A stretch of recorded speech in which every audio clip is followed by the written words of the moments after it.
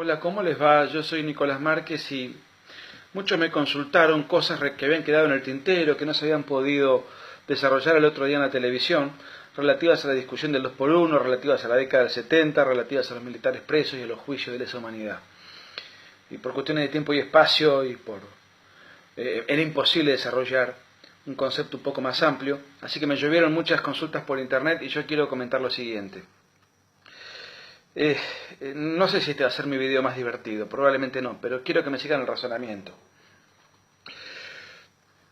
En la década del 70, cuando la guerrilla agredió el país y las Fuerzas Armadas fueron a la palestra por orden de un gobierno constitucional a tener que reprimir la agresión de la cual las instituciones eran objeto, particularmente en el año 75, con el famoso decreto de aniquilamiento que dictó Isabel, ahí las Fuerzas Armadas entran en operaciones de combate.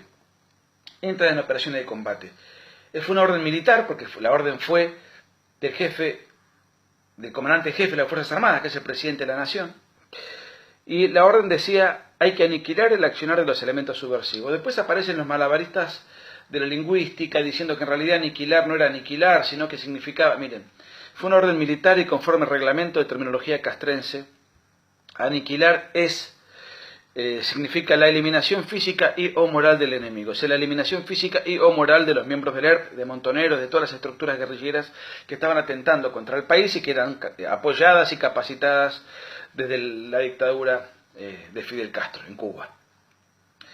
Pasaron muchos años de ese conflicto, lo que se podría hablar es un montón, pero ¿por qué yo sostengo que los juicios contra los militares son ilegales? Por lo siguiente, miren. Primer punto.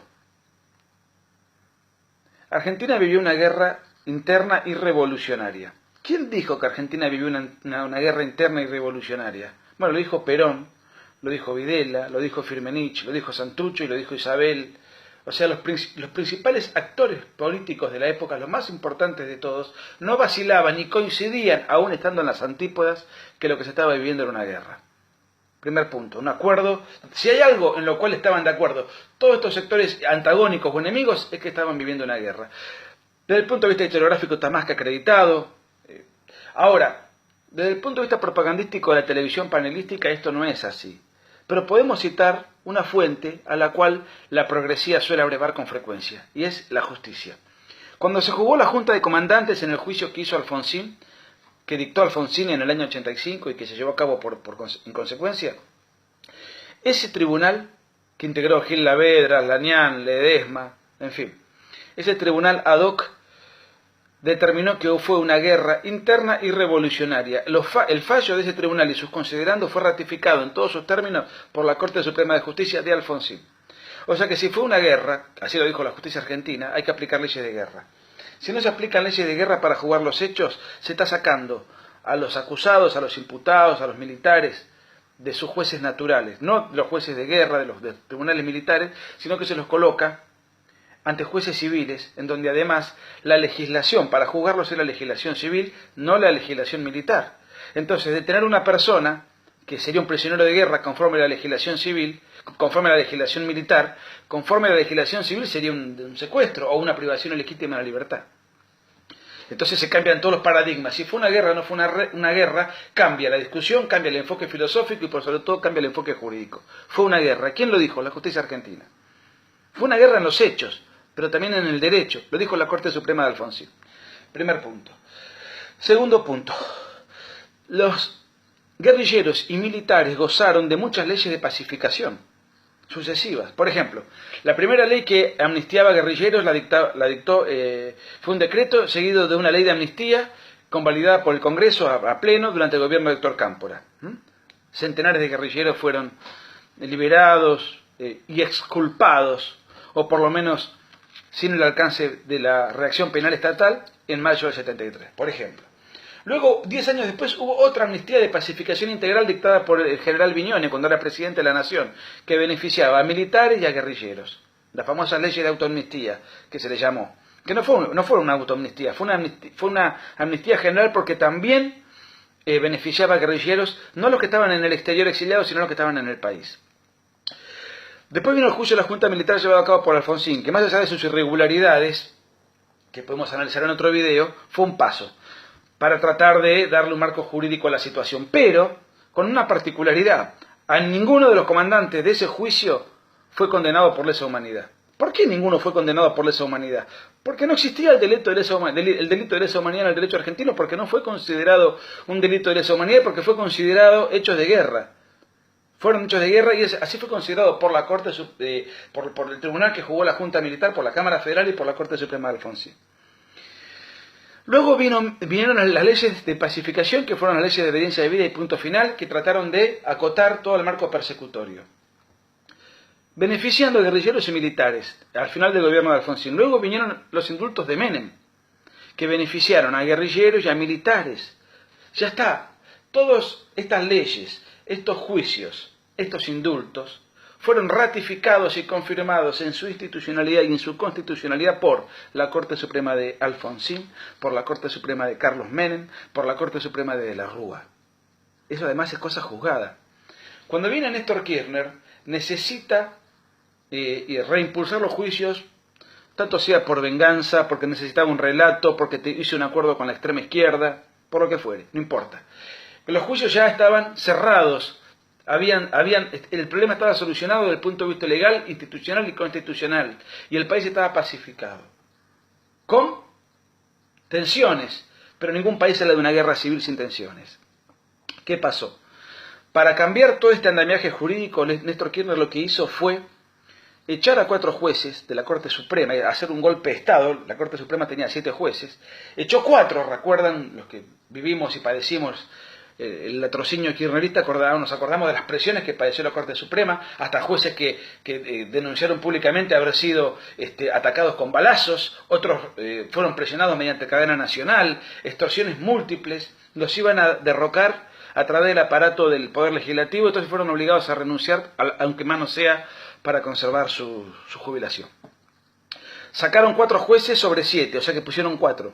Ahí se armó la mayoría automática kirchnerista. Lo primero que se hizo fue, a través de un mamarracho jurídico, decir que esas leyes eran nulas, o sea que nunca existieron las leyes de pacificación, los indultos, etcétera, algo que no es atribuible a una Corte Suprema de Justicia, porque por un montón de razones, la Corte Suprema de Justicia puede declarar la nulidad de una ley por cuestiones de forma, de procedimiento, no porque no está de acuerdo con la ley.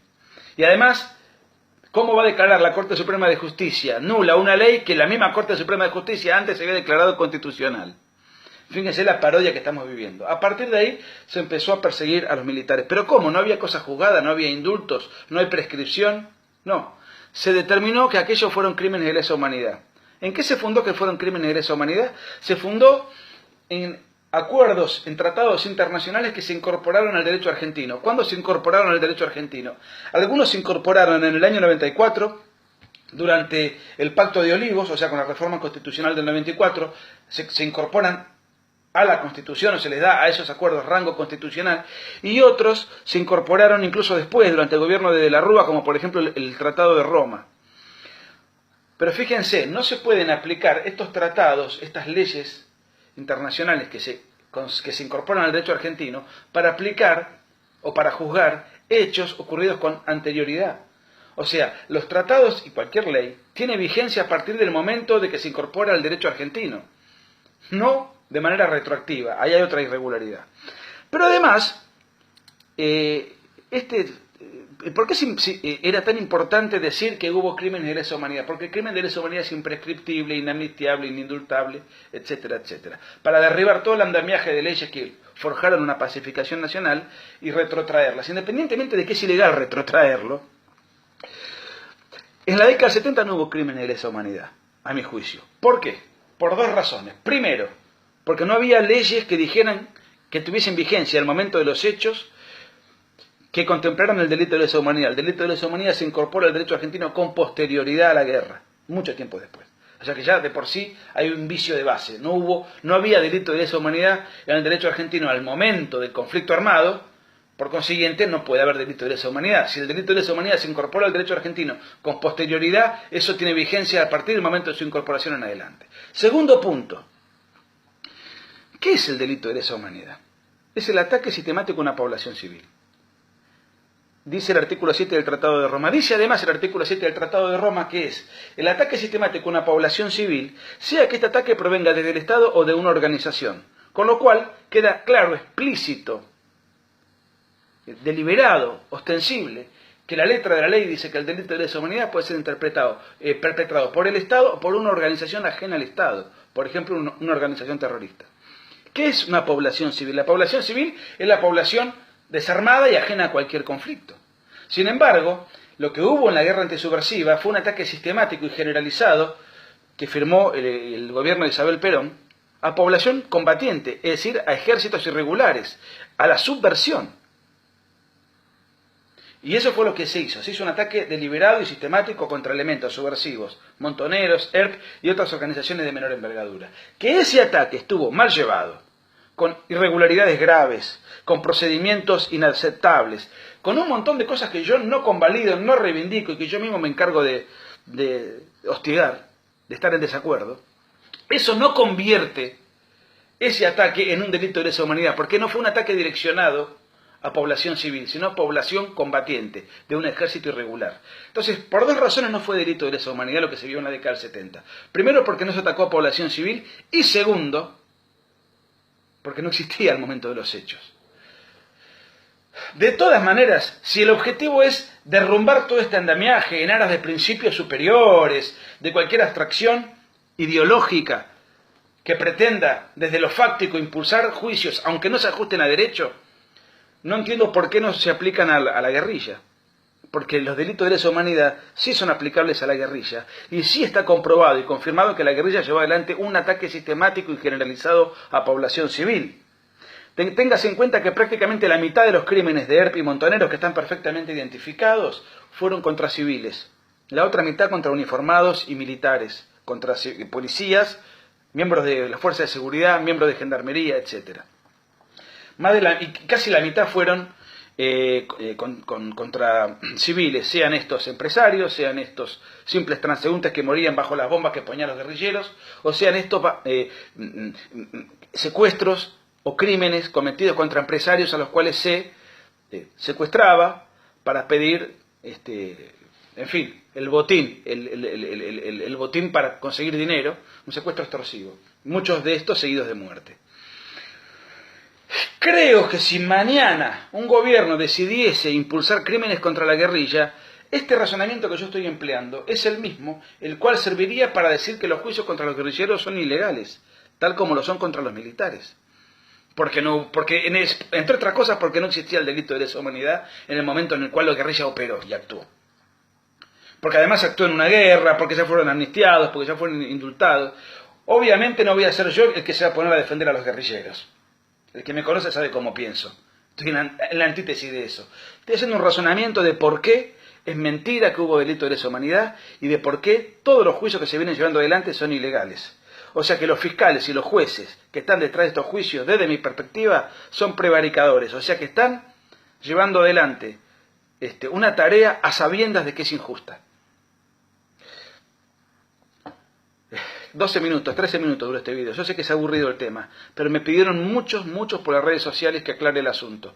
Esa es mi perspectiva. Y un solo dato más. ¿Cómo sé yo, o por qué yo llego a la conclusión de que el accionar militar no se dirigió a población civil, sino a población combatiente? Primero, porque así lo determinaron los decretos de aniquilamiento. Segundo, la cantidad de desaparecidos y de muertos en combate, que según los informes oficiales es aproximadamente 7.000 y fracción, durante la guerra civil que vivió la Argentina.